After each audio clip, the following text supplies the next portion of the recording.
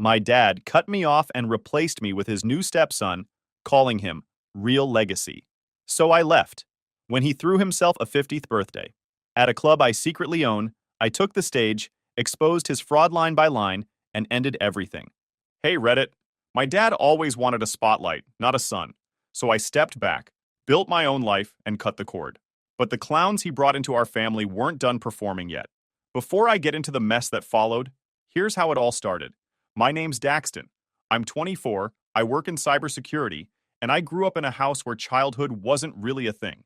It was more like unpaid manual labor with a parent who acted like he was the main character of a success story that never existed. My father, Benson, loved calling himself a leader and a visionary, but the man couldn't keep a single bill paid.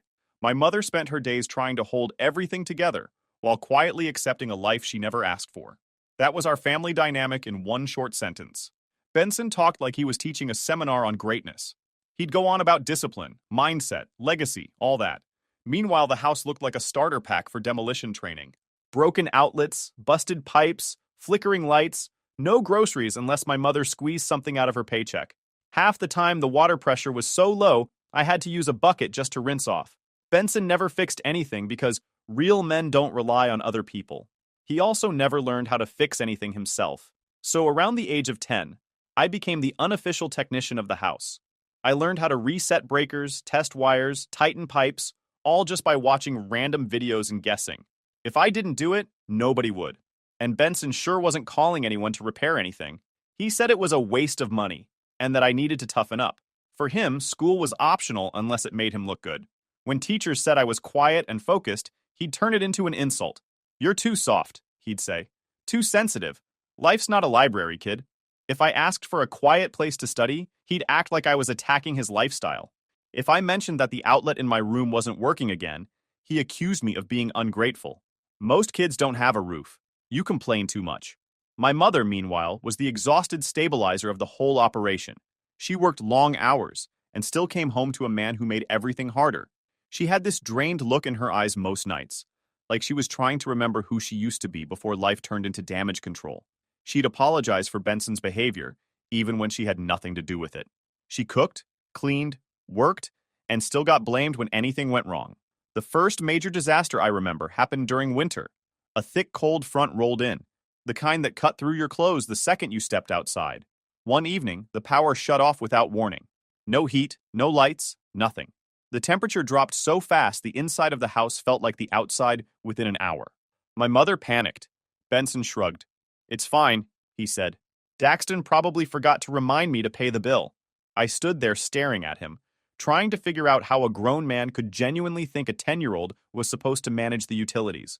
My mother asked him why he hadn't checked the mail, and he claimed the power company must have made a mistake. I ended up digging through drawers until I found the notice he'd ignored. My mother cried quietly in the kitchen.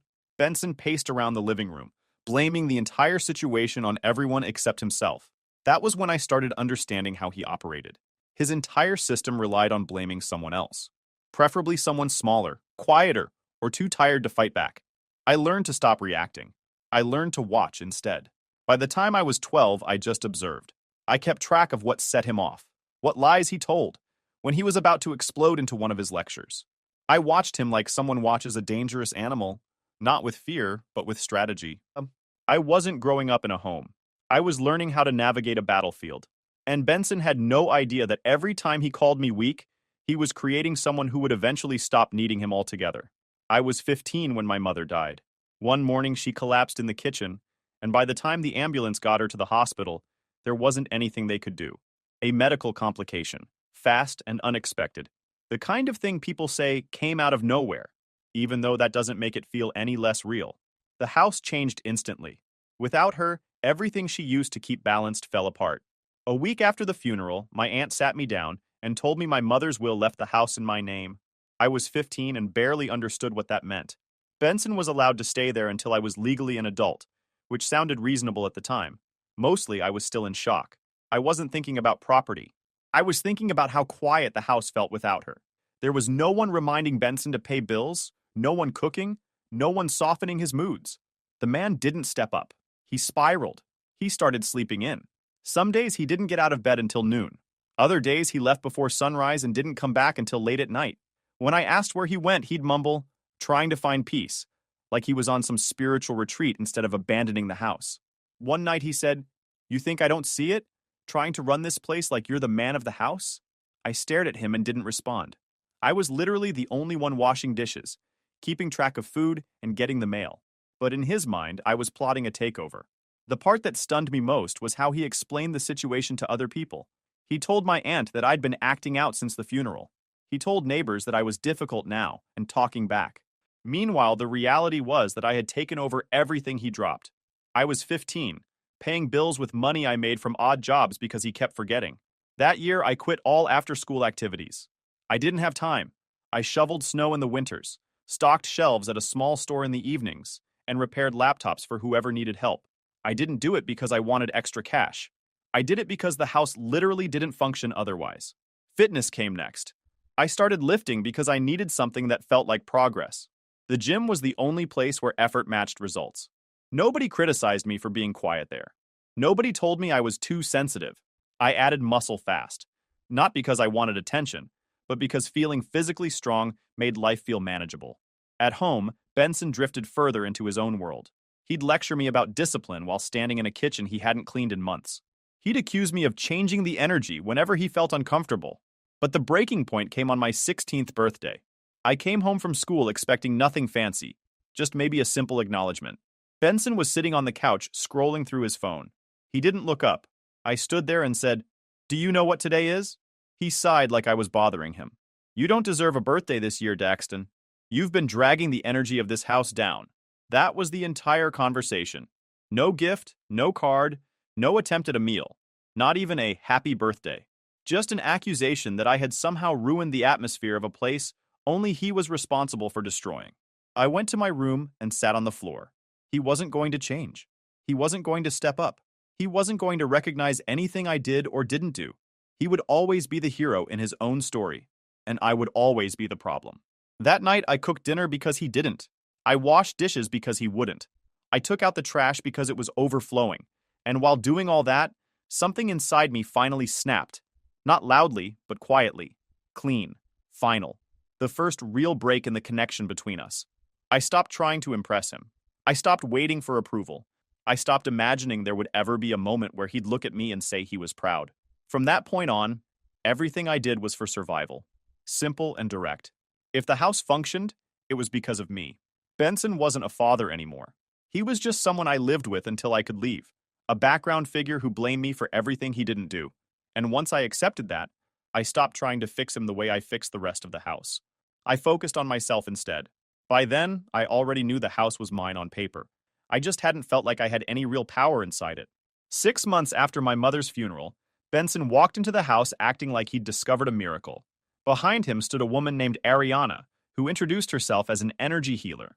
She said it with the same tone people use when they say doctor or pilot, except she didn't have a job, a license, or anything that resembled actual work. She floated around the living room, touching random objects and humming like she was diagnosing the furniture. With her came Clark, her son. He was around my age, athletic in the generic way where it looked like he played every sport, but wasn't particularly good at any of them. He talked nonstop about highlight reels and how he was so close to getting recruited somewhere. Ariana called him her angel, and he seemed to believe it. From the moment she stepped inside, Ariana treated me like I was hired help. She commented on everything. "Your posture is very blocked," she said the first day. "Your voice is too sharp," she added later. By the end of the week, she decided I had a negative aura. Meanwhile, Clark walked around the house like he already owned it. He opened cabinets, rearranged shelves, and asked Benson where his room would be. He never asked if it bothered me. He acted like I was temporarily borrowing the house from him. The problem wasn't just attitude, it was money. Ariana convinced Benson the house needed a complete makeover to raise the vibration. She wanted new paint, new flooring, new furniture, new everything. Benson agreed without hesitation. The funds came from the savings my mother left behind, the money she set aside for emergencies, future repairs, and most importantly, my college. My aunt, the one handling the estate paperwork, forwarded me the statements, and that's when I saw the withdrawals draining it to nearly nothing. "It's for the family," he said. "Your mother would have wanted a fresh start." Ariana stood behind him, smiling like she had won something. The next major blow came when Benson took the remainder of my college savings and used it as a down payment for a brand new Jeep. For Clark. He didn't even try to hide it. He tossed me the empty bank folder like it was no big deal. Clark spun the keys around his finger and said, "It's a symbol of what real sons earn." I looked at him, and for the first time in my life, I felt something colder than anger. It wasn't jealousy. It was clarity, the kind that makes everything click. Ariana didn't stop there. She started cleansing the house and took boxes of my mother's belongings, claiming the items were holding heavy energy. When I asked for them back, she placed a hand over her heart and said, "They need time in my space. You wouldn't understand the healing process." I knew she wasn't giving them back. Benson defended her every step. "She's trying to help us," he said. "Let her do her work." Watching him hand over my mother's things to someone who barely knew us confirmed how far gone he was. Then came the wedding. They held it in the backyard after Ariana claimed outdoor ceremonies were more aligned with her spirit guides. She posted every second online. She live-streamed Benson's vows, her walk down the aisle, Clark adjusting his tie, everything. She treated the event like she was launching a brand. Clark gave a speech about how he finally belonged to a real family, which was interesting considering he'd known Benson for about 4 months. People clapped like he'd said something inspiring. Then Benson took the microphone. "I finally have a son who shares my vision," he said, standing next to Clark and patting him on the shoulder. "A young man who understands what leadership looks like." He didn't look at me once. I sat in the back, hands folded, listening to guests praise the beautiful new family. I didn't argue or correct anyone. Most of them barely knew me. Some didn't know I existed. A few asked if I was the cousin. Ariana didn't bother telling them otherwise. The ceremony wasn't the painful scene it probably should have been. It was something else. Confirmation. Proof that this place wasn't home anymore. Proof that I wasn't part of whatever story Benson was trying to build. After the wedding, I stopped expecting anything from him. I stopped reacting. I stopped trying to explain myself. I stopped caring about being understood or defended. I focused on finishing school. I focused on work. I focused on leaving. By the time they finished unpacking the last box from their honeymoon, I had already started planning my escape. I wasn't loud about it. I didn't slam doors or make threats. I just prepared. The emotional distance wasn't a dramatic break. It was quiet and steady, like a door closing with no sound. I wasn't staying to watch the rest of the show. I left the house at 18 with a full-ride scholarship and one duffel bag. No goodbye party, no handshake, not even a good luck. Benson stood in the driveway and said, "Don't forget where you came from," like he hadn't spent years pretending I wasn't there. I moved into my dorm and felt something close to relief. For the first time, the air didn't feel like it belonged to someone else. I started picking up freelance cybersecurity gigs within the first month. Small jobs at first. Fixing vulnerabilities for startups. Recovering lost data. Cleaning infected systems. Word spread fast, and by the end of my sophomore year, I had enough clients to turn it into an actual business. While I was building something real, Benson started rewriting history. He told extended family that I abandoned him right after he remarried. He said I couldn't handle structure and ran away from responsibility. Meanwhile, Ariana was online posting quotes about cutting out toxic people while living rent-free in the house my mother had worked herself sick to keep. Clark enrolled in community college and switched majors 5 times. One semester he wanted to study kinesiology, then business, then acting, then digital media, then general studies. After failing half his classes, he dropped out and declared himself an entrepreneur. His big business idea was selling fitness plans he didn't write and couldn't follow. Around this time, the emails started. Ariana emailed first. "Hi Daxton, since you are doing well financially, we were hoping you could contribute to the household. Your father is under a lot of pressure providing for everyone." Clark followed with his own message. "It'd be cool if you could invest in my brand. It's basically guaranteed to grow." I ignored both, but ignoring wasn't enough. Benson started calling relatives, saying I was too proud to help family. He framed it as betrayal. The same man who emptied my college fund was now acting like I owed him monthly payments. Then came the reunion attempt. Benson texted me one evening, "Let's reconnect. Dinner at Landon's Steakhouse tomorrow. Just us. Important." It was one of the nicest places in the city. I didn't trust the intention, but I showed up because I wanted to see if there was anything left to salvage. I got there on time. The hostess checked the reservation and led me to a table in the corner. I sat, ordered water, and waited. 20 minutes passed, then 40, then 1 hour. I stayed because part of me still believed he might actually walk through the door. 2 hours in, my phone buzzed. Clark needed emotional support before his big game. You're strong. You don't need me. That was the entire message. No apology, no explanation. Just another reminder that I was expected to understand why he never showed up. I looked at the empty chair across from me and felt nothing. Not disappointment, not anger, just confirmation. I ordered the meal I came for. Ribeye, sides, everything. The bill was expensive, but Benson had left me as an authorized user on one of his old cards. My name stamped on it, his debt underneath. I handed it to the waiter and said, "Run this one." Before leaving, I sent Benson one text. "Thanks for the clarity. This is the last time I'll wait for you." Then I blocked him, Ariana, and Clark. No announcement, no dramatic speech, just a clean cut. After that night, my life moved fast. My business grew. I started hiring contractors. Companies reached out instead of me chasing them. I built a routine, found my footing, got stronger physically and mentally. Once the money stabilized, I started putting profits into boring, reliable investments. Some tech, some local businesses, even a couple of venues. I didn't stalk their social media or ask relatives how they were doing. I didn't visit the house or send holiday messages. Whatever happened in that place had nothing to do with me anymore. The only thing I did, quietly, was keep the taxes and insurance paid. Not for Benson, not for Ariana, for my mother. I wasn't going to let the place she died holding together get taken because of him. And each month that passed made one thing clearer. Leaving wasn't running away. It was finally stepping into a life that wasn't being drained by everyone else. I didn't look back at them. Not once. I hadn't heard from Benson or his new family in years. My business was solid, my life was stable, and anything connected to that house felt like another lifetime. I thought I'd buried them for good, but Benson found a way around the block. A new number, the same entitlement. Then one afternoon, I got a message from Benson. "We need to talk about estate matters regarding your mother. Come by the house." He didn't say please, didn't explain anything, just expected me to show up like no time had passed. Normally, I would have ignored him, but the mention of my mother made me pay attention. If there was anything involving her name or property, I wasn't leaving it in his hands. I drove to the house the next morning. The place looked worse than I imagined. The yard was overgrown, the siding was peeling, and the front step had a crack big enough to trip on. Inside was even worse. The living room had been turned into Ariana's healing studio. She'd hung curtains made of beads from the ceiling, placed giant crystals everywhere, and filled the room with cheap incense that burned my throat. The couches were gone. The dining table was replaced with a folding one covered in candles. The carpet was stained and torn, like years had gone by without basic cleaning. Ariana walked in wearing a long robe and bracelets that jingled with every step. "Daxton," she said, smiling like she owned the house.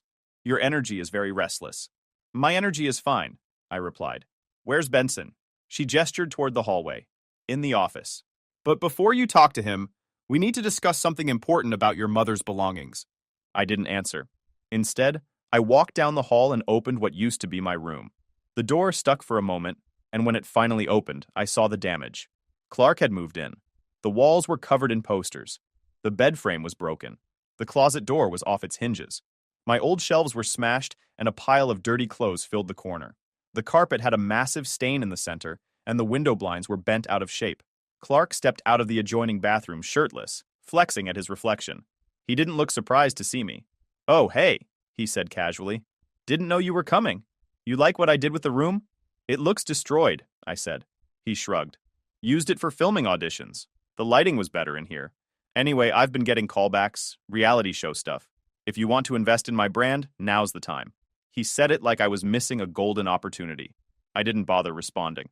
Down the hall, Benson was sitting at the desk in the office, surrounded by piles of unopened mail and broken electronics.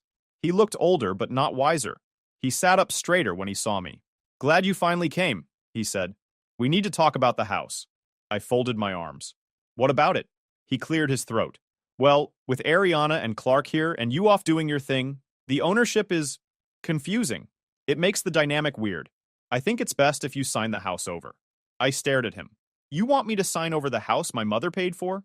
"It's not about money," he said quickly. "It's about unity. The family needs clarity." "That's not my family," I said. Before he could reply, Ariana appeared in the doorway, holding a folder. "We also need access to the safe deposit box," she said. "For spiritual reasons." "No," she blinked. "Your mother and I were very connected. She would want me to guide the items through a cleansing phase." She didn't even know you, I said. Ariana's smile dropped. You're being hostile for no reason. Clark joined in, leaning in the doorway. Seriously, Daxton, why are you acting like this? We're trying to build something here. You always make things complicated.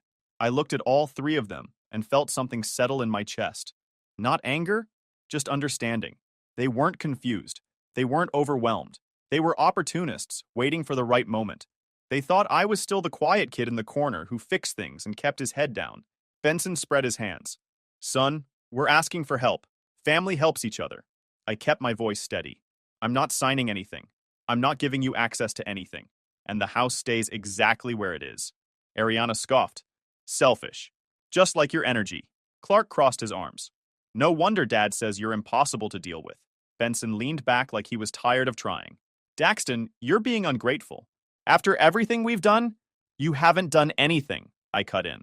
Silence hit the room harder than yelling would have. I stepped toward Ariana. Not threatening, just close enough that she understood I was done playing along. Touch anything that belonged to my mother again, I said quietly, and you'll regret it. Her bracelets jingled as she backed up. As I reached the front door, I stopped and looked back at the three of them. You have 30 days to leave the house, I said. After that, it's a legal matter. I won't explain it again. Then I walked out without waiting for their response. I walked out of the house without another word. Behind me, their voices rose into a chorus of accusations. Selfish, toxic, dramatic, every word they'd been using to shape their version of the story. But it didn't matter. I wasn't there to listen. A few weeks after I told them they had 30 days to leave the house, Benson messaged me early in the morning. Let's meet at the cemetery today. Just us. Private memorial for your mother. The timing was obvious. The anniversary of her death gave him an excuse to pull me back in. Still, I went. If nothing else, I wanted one moment at her grave without everything else crowding it. When I arrived, I immediately knew it wasn't a memorial. Ariana was dressed in bright orange and gold, more like she was heading to a festival than visiting a cemetery. Clark was circling the headstone with his phone, recording different angles like he was shooting a commercial. And off to the side stood a hired photographer, adjusting his camera, asking Ariana to pose with her hand lifted toward the sky. I stopped a few feet away. What is this supposed to be? Ariana turned, smiling too broadly. Daxton, the lighting is perfect today. Your mother's spirit is clearly guiding us. Clark didn't even look up. Mom, try facing the sun. Makes the aura look more natural. The photographer nodded like he was giving instructions to a model. Hold that pose, Ariana. Tilt your chin slightly.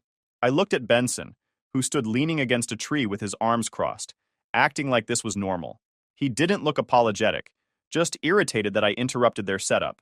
You said this was private, I said. It is, he replied. They're just helping capture the moment. Ariana lifted her skirt off the ground. This soil is awful. It's ruining my shoes. Cemeteries should really invest in better paths. Clark walked toward us. Can we wrap this up soon? I've got a gym session at 2. I stared at him. You can leave whenever you want. He shrugged. Just saying, standing around isn't helping anyone. I ignored him and placed flowers at my mother's headstone. For a few seconds, the world felt quiet again. When I straightened, Benson sighed loudly. You're bringing the mood down, Daxton. We're trying to honor her. Honor her? I asked. This looks like a photo shoot. Ariana folded her arms. Your mother wouldn't want this negativity. She struggled. She carried a lot emotionally, and she wouldn't want you standing here like this. I turned to her. Don't speak about her like that. She took a step back. I'm being honest. She carried heavy energy. I've been trying to cleanse what she left behind in the house. That was enough. I looked at Benson. We're done here. He frowned. Done with what? Pretending this is anything other than another stunt you're pulling. You didn't invite me here for her. You invited me because of the house. He opened his mouth, but I didn't let him speak. The house belongs to me, I said. Legally. Mom left it in my name. Ariana's expression tightened. Not surprised, just angry that I'd said it out loud in public. I let you stay there, I continued, because I thought Mom would want you to have a roof over your head. But all you've done is tear the place apart and let Ariana turn it into a circus. Clark scoffed. So what? You're kicking us out? You destroyed my room, I said. You treated everything in that house like props, and you expect me to keep letting it happen. Ariana stepped forward, her bracelets chiming. We deserve that home. I've been maintaining its spiritual harmony. No, I cut in. You've been invading it. Benson tried to regain control of the conversation. Son, you need to understand. I understand perfectly. My voice stayed steady. You have 30 days to move out, all of you. After that, the legal audit begins. The photographer quietly started packing his equipment. Even he realized the show was over. Ariana's face twisted. You're heartless. Clark pointed at me. This is pathetic, man. Family doesn't do this. That's not my family, I said. Benson finally snapped. You're destroying the family. I didn't flinch. I didn't raise my voice. I didn't explain myself again. I simply turned and walked back to my car. Benson shouted behind me. Ariana called me unstable. Clark muttered curses under his breath. None of it mattered. All I saw as I reached the gates was my mother's headstone behind them, the only part of that place that ever meant anything. And I left them standing there, exactly where they belonged. Benson turning 50 should have been a quiet milestone. Maybe a small dinner, maybe nothing at all. Instead, he went big. Bigger than he ever had the resources for. A week before the eviction deadline, he booked one of the most expensive clubs in the city. The same club I owned most of. One of the places I invested in back when I decided I'd rather own rooms than beg for them. He didn't know that part. He just assumed I was still a silent kid in the background. He sent out invites to half the town, telling everyone, my son owns the place, so it's on his tab. He acted like he built something worth celebrating. Ariana turned it into one of her high-vibration gatherings, inviting influencers, wannabe gurus, and people who looked like they lived on live streams. Clark invited a bunch of classmates from his failed acting courses, loud, hyper, desperate for any attention. It was a delusional performance from all three of them, the last show before reality hit. When the night came, I arrived early and went straight to the back office. The security team already knew the plan. I didn't need to mingle. I watched everything through the camera feeds, Benson walking around in an oversized suit, hugging people like he was a local politician, Ariana doing dramatic hand motions for phone cameras, Clark posing with his friends like he was on a movie set. The manager greeted me by name and handed me the nightly report like it was routine. Because for me, it was. What none of them noticed was the tension among the guests. People whispered. Some knew about the eviction. Some heard rumors of what Benson did with my mother's savings. Others came out of curiosity, waiting to see what he'd turn into a victory speech. An hour into the event, Benson grabbed a microphone and walked onto the stage. Music lowered. Lights hit him. He smiled like the world was finally recognizing him. Thank you, everyone, he said, raising his glass. Tonight is special, not just because I'm turning 50, but because I get to celebrate with the people who supported me, and the son I raised with discipline. People clapped politely. I didn't move. He continued. Daxton wouldn't be where he is without the foundation I built. Hard work, responsibility, leadership. I taught him all of that. Ariana strutted onto the stage beside him. And let's not forget, she said loudly, he struggles emotionally because he refuses to let go of old negativity. He could be so much better if he let us guide him. Clark joined in next. And I'm here too, he said, lifting a glass. As the future of the family brand. Big things coming. The way he said it made a few guests laugh. Not kindly. Benson raised his glass again. Daxton, come up here and say a few words. Don't be shy. That was my cue. I stepped out of the office and walked toward the stage. The crowd noticed first, heads turning, whispers spreading, cameras lifting. By the time I reached the front, Benson's confident smile twitched. There he is, he said, trying to recover. The man of the hour, really. I took the microphone from his hand. Let's talk about investments, I said. I wasn't winging this. After the House meeting, I hired an attorney and started a formal paper trail. Bank records, credit applications, and whatever we could legally pull once the paperwork was filed. People like Benson don't realize how loud a lie is once it hits a courthouse. On cue, the LED screens behind me lit up with documents. Real ones. First, stolen college funds, the withdrawals he used to pay for Clark's Jeep. Then, loan applications filed under my name, paperwork and records tied back to him. Next, a list of payments to Clark's acting classes, failed audition programs, and entrepreneur packages. Then the final set, emails between Benson, Ariana, and Clark discussing how to get access to my mother's jewelry, her accounts, and the house. Gasps spread across the room.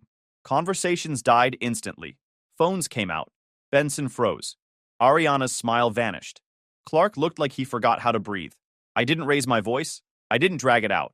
This, I said, pointing to the screens, is what you call discipline. Benson stepped forward, shaking. Daxton, don't do this. Please don't do this. We can talk. I moved the microphone away from him. You spent years blaming me for everything you ruined. You stole from me, lied about me, used my mother's savings, and tried to replace me. And tonight you told everyone here that you built me. Ariana lunged toward the microphone. He's twisting everything. That money was for healing. I stepped back. Security. The two guards appeared beside the stage. Clark tried stepping in front of them. Back off, he's exaggerating. I'm not leaving. This is my dad's night. One guard put a hand firmly on his shoulder. Clark tried to jerk away, but another guard grabbed his other arm. Ariana screamed, "This is abuse! This is harassment!" Benson collapsed to his knees, crying hard enough to shake. "Daxton, please, please, don't humiliate us. Not like this." I looked at him for one long second. The same man who never once showed up for me was begging the same person he spent years undermining. I raised the microphone. "I didn't ruin your birthday," I said. "I just audited it." The guards escorted the three of them through the crowd. People moved aside, some whispering, some recording, some shaking their heads. Benson cried openly. Ariana kept screaming about energy and injustice. Clark tried to act tough until a guard finally lifted him by the elbow and pushed him forward. When they were gone, the room fell silent. The screens turned off. Music faded out. Drinks stopped mid-pour. I set the microphone down. Audit closed. Then I walked out the back exit, past the staff hallway, and into the night. The air outside was cooler, and for the first time in years, it felt like the weight on my shoulders wasn't mine anymore. I unlocked my car, sat inside for a moment, and let the quiet settle. When I drove away, the club lights shrank in the rearview mirror until they disappeared completely. And so did the last piece of that family. Once they were out of the house and out of excuses, karma didn't waste time. Benson tried playing the victim to anyone who'd listen, but people had seen the footage, the documents, the begging. Every bridge he'd stood on for support collapsed under the weight of his own lies. Ariana's light and energy brand got chewed alive online until she deleted everything and started selling knockoff jewelry at flea markets. Clark's Jeep got repossessed, his brand died, and the only call he got from a production company was asking permission to use his meltdown in a compilation of reality show audition disasters. They wanted a legacy. What they got was exactly what they earned. And when everything started collapsing, that's when the reconnecting attempts began. Benson sent long paragraphs about family unity and healing the masculine bond. Ariana sent voice notes pretending to be calm, while blaming dark forces for their downfall. Clark tried to act casual. "Bro, we should talk." Big opportunity. Like none of the past existed. They rotated through guilt, nostalgia, fake apologies, spiritual jargon, and threats. Every message came from a new number, a new email, a new account.